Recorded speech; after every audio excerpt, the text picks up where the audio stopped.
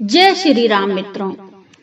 जब शिव जी प्रभु श्री राम के दर्शन को अयोध्या गए, मित्रों, भगवान शिव माता पार्वती को कैलाश पर्वत पर कथा सुना रहे हैं कि जब अयोध्यापुरी में महाराज दशरथ जी के यहाँ राम जी का जन्म हुआ, सब जगह राम जी की जय जयकार हो रही थी।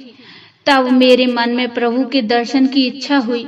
मैं काकभुशुंडी जी को लेकर राम जी के दर्शन की इच्छा से अयोध्यापुरी गया। मैं जानता था कि भगवान ने गुप्त रूप में अवतार लिया है। यदि मैं अपने वास्तविक रूप में दर्शन करने की इच्छा से जाऊंगा तो सब लोग जान जाएंगे कि राम जी परमात्मा हैं। इसलिए हम रूप बदल कर गए। वहां जाकर मैंने मदारी का रूप बनाया और काकभुशुंडी जी को अपना जमूरा बनाया। काकभुशुंडी जी ने मुझसे पूछा, बाबा, आप मदारी का रूप क्यों बना रहे हो? तब मैंने उनसे कहा कि मदारी का रूप बना लेना ज्यादा अच्छा है, क्योंकि मदारी वाला आधा सामान तो मेरे पास रहता ही है। काकभुशुंडी जी मेरी बातें सुनकर हंसने लगे और कहने लगे, ठीक है बाबा, जैसी आपकी इच्छा। अब हम दोनों अयोध्यापुरी में महाराज दशरथ जी के राजमहल के समक्ष पहुंचे। काकभुशुंडी जी ने संदेह व्यक्त करते हुए मुझसे कहा, बाबा, आपको खेल दिखाना आता भी है या नहीं? मैंने कहा, काकभुशुंडी जी, हो सकता है हमें खेल दिखाने की आवश्यकता ही ना लगे। हमारा काम बिना खेल दिखाए ही बन जाए। और मदारी सर्वप्रथम खेल नहीं दिखाता है, पहले तो वह डमरू बजाता है। हम भी डमरू ही बजाएंगे और हो सकता है हमें खेल दिखाने की आवश्यकता ही ना पड़े। डमरू की आवाज सुनकर माता कौशल्या जी राम जी को गोद में लेकर बालकनी में आ जाएं, तो हमें तो राम जी के यहीं से दर्शन हो जाएंगे। तुम चिंता ना करो। काकभुशुंडी जी कहने लगे, ठीक है बाबा, जैसी आपकी इच्छा। अब मैंने वहां डमरू बजाना प्रारंभ किया। उधर राम जी ने मन ही मन विचार किया, वाह भोले बाबा, केवल अपना काम बनाना चाहते हो, केवल आप मेरे दर्शन करना चाहते हो। यह संभव नहीं है। मेरी भी आपकी गोद में बैठने की इच्छा है। देखो, अब मैं तुम्हारा यह प्लान किस तरह बिगाड़ता हूँ। जैसे ही मैंने डमरू बजाया, राम जी ने मेरा काम बिगाड़ दिया। राम जी जोर जोर से रोने लगे। माता कौशल्या बड़ी बेचैन हुई। दासियों से पूछा, राम जी आज इतना क्यों रो रहे हैं? तब किसी ने कहा कि मदारी लोग डमरू बजा रहे हैं और डमरू की आवाज सुनकर राम जी रो रहे हैं। कौशल्या माता ने कहा, भगाओ इनको। कौन है ये जो राम जी के विश्राम में व्यवधान उत्पन्न कर रहे हैं? सेवक लोग दौड़े और आकर हमें फटकारने लगे। कौन हो तुम? कहां से आए हो? हमारा सामान जिधर किधर फेंक दिया और हमें डांटने लगे। क्या तुम्हें मालूम नहीं, यह राजमहल का मुख्य द्वार है। यह हर किसी का प्रवेश निषेध है। तुम यहाँ आकर शोर मचा रहे हो। राम जी विश्राम कर रहे हैं। क्या तुम्हें यहाँ का नियम मालूम नहीं है? फिर कभी दोबारा यहाँ आकर इस तरह का शोर मत मचाना। चलो भागो यहाँ से। मैंने काकभुशुंडी जी से कहा, बच्चा समेट लो अपना सामान। काकभुशुंडी जी ने सारा सामान समेटा और हम वहां से जाने लगे। हमारे डमरू की आवाज सुनकर नगर के सारे बच्चे इकट्ठे हो गए।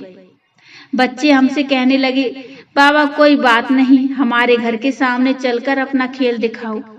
हमारे घर के सामने बहुत स्थान खाली पड़ा हुआ है, तुम्हें वहां से कोई नहीं भगाएगा। मैंने बच्चों से कहा, बच्चों, अब हम तुम्हें क्या खेल दिखाएं? हमारा ही खेल बिगड़ गया। इस तरह काकभुशुंडी जी और हम दोनों सरयू जी के किनारे आ गए। काकभुशुंडी जी मुझसे पूछने लगे, बाबा, अब हम क्या करेंगे? राम जी के दर्शन कैसे कर पाएंगे? तब मैंने कहा, ठीक है, प्रातःकाल कुछ और सोचेंगे, कल कुछ और रूप बनाएंगे। ऐसा कब तक रूप बदलते रहेंगे बाबा? मैंने कहा, जब तक राम जी के दर्शन नहीं होंगे तब तक हम रूप बदल बदल कर जाएंगे। अब जब भगवान शिव ने मदारी का रूप बनाया और कागभुसुंडी जी को अपना जमूरा बनाया था, तब उनकी वह पहली योजना विफल हो गई।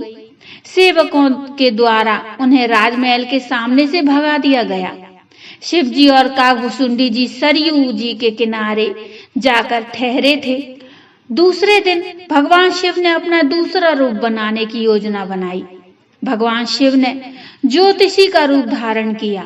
ज्योतिषाचार्य शंकर पंडित के नाम से वह महाराज दशरथ जी के महल के पास आए और कागभुसुंडी जी ज्योतिषाचार्य शंकर पंडित जी के प्रचारक बने। कागभुसुंडी जी राजमहल के समक्ष से गुजरने वाले प्रत्येक नर नारी से कहने लगे, आइए महान विद्वान ज्योतिष शंकर पंडित जी से अपनी हस्तरेखा दिखलाइए। ये हिमालय से आए हैं, इनके दर्शन बड़े दुर्लभ हैं। कभी कभार ही ऐसे विद्वान पंडित नगर में आते हैं। अपनी हस्तरेखा दिखवाकर अपना भूत भविष्य और वर्तमान जानिए। इस तरह कागभुसुंडी जी प्रचार कर रहे हैं। तभी शिव जी ने देखा कि एक दासी राजमहल के अंदर जा रही है। भगवान शिव ने अपने चेले से कहा, जाइए, जाकर उस माता से हमारी विद्वानता का बखान कीजिए और उन्हें किसी भी तरह यहाँ तक ले आइए। केवल इनके द्वारा ही हमारा काम बन सकता है। इतना सुनते ही चेले जी दौड़ पड़े। दौड़ते हुए गए और महल में जाती हुई उस दासी से कहा, माता जी, हिमालय से महान संत शंकर पंडित जी आए हुए हैं, यहीं बैठे हुए हैं। आपके साथ में यह छोटा बालक है, इसकी हस्तरेखा दिखला लीजिए। ज्योतिष हैं, बच्चे का भविष्य सत्य बता देंगे। बड़े आग्रह पर उस दासी ने प्रचारक जी की बात को स्वीकार की और वह अपने छोटे बालक को लेकर शिव जी के समक्ष आई। शिव जी के चरणों में प्रणाम किया और कहा, गुरुदेव, मेरे इस बालक की हस्तरेखा सही सही बताइए। भगवान शिव से कुछ छुपा था क्या? शिव जी ने बालक के भूत भविष्य और वर्तमान की सारी बातें बिल्कुल सही सही बतलाई। शिव जी की बातें सुनकर वह दासी दंग रह गई, क्योंकि भगवान शिव ने जो बताया था वह बिल्कुल सत्य था। वह भगवान शिव के चरणों में लेट गई और कहा, गुरुदेव, कहिए आपको दक्षिणा में क्या दूं? शिव जी ने कहा, माता, आप हमें क्या दोगी? आप स्वयं भी तो इस राजमहल की एक सेविका हो। जहाँ से तुम्हें जो कुछ मिलता है, हमें भी वहीं से कुछ दिलवा दो। हमारा एक बार इस राजमहल में प्रवेश हो जाए, बस यही दक्षिणा हमें मिल जाए तो बड़ी आपकी कृपा होगी। दासी ने कहा, गुरुदेव, मैं प्रयास करूंगी। अपने बालक को लेकर वह दासी राजमहल के अंदर गई और जाकर देखा, दूसरे दिन भी राम जी अपनी लीला कर रहे हैं, जोर जोर से रो रहे हैं। उस दासी ने माता कौशल्या से कहा, माता, हमारे राम जी कल भी रो रहे थे, आज भी रो रहे हैं। क्यों ना हम द्वार पर एक महान ज्योतिष जो हिमालय से आए हैं, उनके द्वारा राम जी की हस्तरेखा दिखला लें। किसी ने कुछ जादू टोना किया होगा तो वह ज्योतिष महाराज अवश्य इसका उपचार कर देंगे।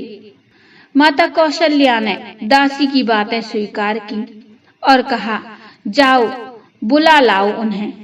दासी प्रसन्न होते हुए ज्योतिष बने भगवान शिव के पास गई और जाकर कहा, बाबा, आपका काम बन गया। माता कौशल्या ने तुम्हें राजमहल में बुलाया है।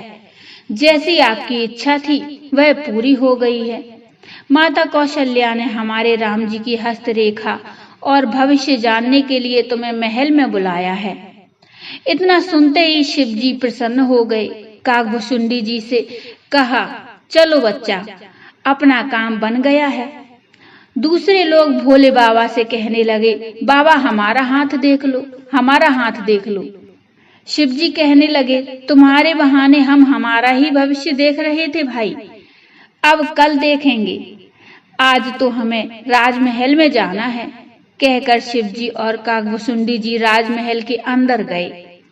जैसे ही महल के अंदर पहुंचे, दासियों ने उन्हें मुख्य द्वार पर रोक दिया। शिव जी को आदेश दिया राम जी के कक्ष में केवल वही जाएगा जो हस्तरेखा देखना जानता हो। तुम दोनों वहां नहीं जा सकते हो। शिव जी ने अति शीघ्रता से कहा, हाँ हाँ, कोई बात नहीं, हस्तरेखा देखना मैं जानता हूँ, मुझे जाने की इजाजत दीजिए। यह बालक यहीं द्वार पर ही रुका रहेगा। आप इसे कुछ खीर पूड़ी वगैरह खाने को दे दीजिए। इसका वहां कोई काम नहीं है, यह यहीं रहेगा। काकभुशुंडी जी ने धीरे से शिव जी से कहा, वाह बाबा, 4 दिनों से तुम्हारे पीछे पीछे झोले झंडे लेकर क्या खीर पूड़ी खाने के लिए ही घूम रहा हूँ? मुझे भी अंदर चलना है, मैं भी राम जी के दर्शन करूंगा। मित्रों, कथा लंबी है, वीडियो लंबा हो जाएगा, इसलिए यहीं पर विराम देते हैं। इससे आगे की कथा हम अगले वीडियो में लेकर आएंगे, तो अगले वीडियो को देखना, कथा को सुनना पढ़ना भूलिएगा मत। बड़ा ही मनमोहक प्रसंग है। तो बोलो जय श्री राम। मित्रों, ये कथा, ये प्रसंग आपको कैसा लगा मुझे कमेंट में बताइए। कमेंट में जय श्री राम अवश्य लिखिए। प्रसंग अच्छा लगा हो तो लाइक करिए और चैनल को सब्सक्राइब कर लीजिए। मिलते हैं इससे आगे का प्रसंग लेकर, तब तक